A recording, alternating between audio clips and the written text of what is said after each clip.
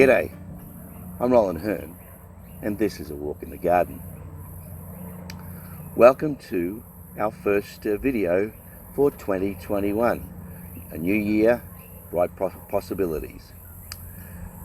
It's a little bit later into the year than I anticipated starting A Walk in the Garden, but I am thrilled to be back on the journey. At this point in time, I think that what I'm going to do over the next period of time is move away from the foundational issues that we were talking about in terms of the walk of the garden when we finished off, and look at more applied situations of how the principles of a walk in the garden work. Those three principles are key. Love and worth are two sides of the same coin.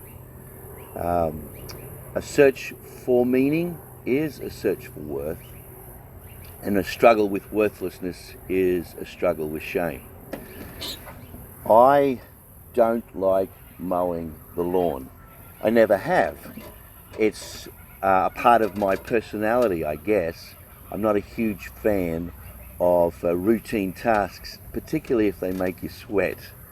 I hate house painting for the same reason.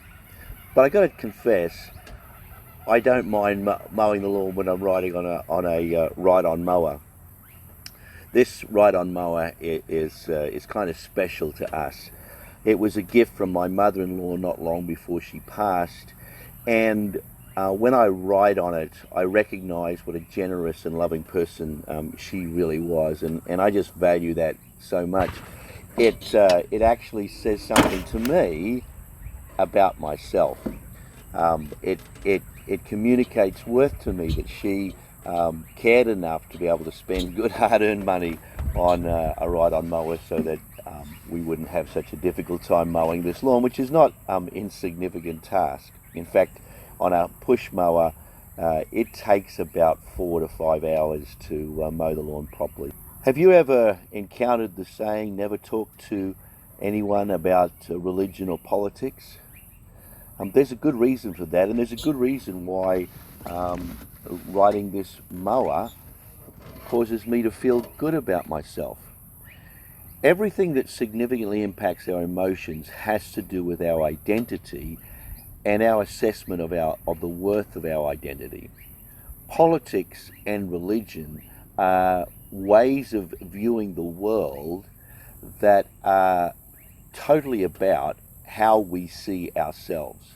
And so if I am a person of faith, then the way that I construct my faith says something to me about who I am. The way I see that the world should be run, or the country of which a part, says something to me about me. And the reason that you never talk to anybody about religion or politics is because as soon as you start to talk to them about those issues, you're actually dealing with their identity. And so those ideas for many people are held very deeply. Now, if they're not held deeply, there's no problem to discuss those things. And debates are quite easily had. But for many people, if not most people, the discussion of identity, the discussion of politics, religion, is a discussion about identity, and so they get very angry. And in fact, we've seen representations of that very thing in the world over recent months. And here's what's incredibly important for us if we're going to journey successfully through life, to take the walk in the garden effectively. It is to remove our sense of identity from our ideas. It's a very, very difficult thing to do. But if you find yourself getting upset in a conversation about an issue, you almost certainly have your identity wrapped up in that issue. And so to be able to say what I think is not the same as who I am, and therefore it's not the same as what I'm worth. For someone to disagree with me isn't to deny my worth, and yet for most of us, most of the time, that's the reality that we're dealing with. So how do we do that? Well, that's the topic of discussion as we go forward, but certainly it remains in this. What we need to do is find our sense of worth in our relationships, to find our sense of worth in the people in which we are connected with. To a lesser extent, to find a sense of worth in which those things are expressed in what we do. To do things that make us unhappy or cause us frustration is to work against our sense of identity. But to find ourselves in spaces where the things that we are spending the majority of our time actually affirm our sense of worth, even if they have a tendency to be areas of drudgery. To be in places that do not affirm our sense of worth is something we really need to look at. The idea of living in a way that values us can have problems with it, because we go looking for things that we assume will affirm our sense of worth. Ultimately, what affirms our sense of worth is love. And so in the midst of whatever thing that I'm doing, if I find love, I have found a sense of worth.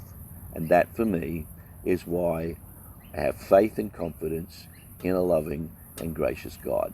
God that loved me and has done everything He can in order for me to be in relationship with Him is incredibly important. And so as we start this journey down this road in this year, I very much want to find my way consistently back to that place of love and grace and hope and healing that I find in my relationship with my God, so that everything that I do comes out of that space. And if I'm dealing with frustrations, disappointments, discouragements, defeats, depressions in my life, then I'm not focusing on that one thing that restores my sense of worth continuously. So that's my commitment in this year ahead. You have to find the place in your life where you understand your worth in terms of relationships that communicate your inestimable value to you. That's your journey and your walk in the garden. I think we're going to have a good time this year. Next week, I've got a really special event happening that I'm very much looking forward to. It says a lot to me about who I am and the things that I value in the world. But you're going to have to check in again next week to see what that is. But until then, keep walking in your garden.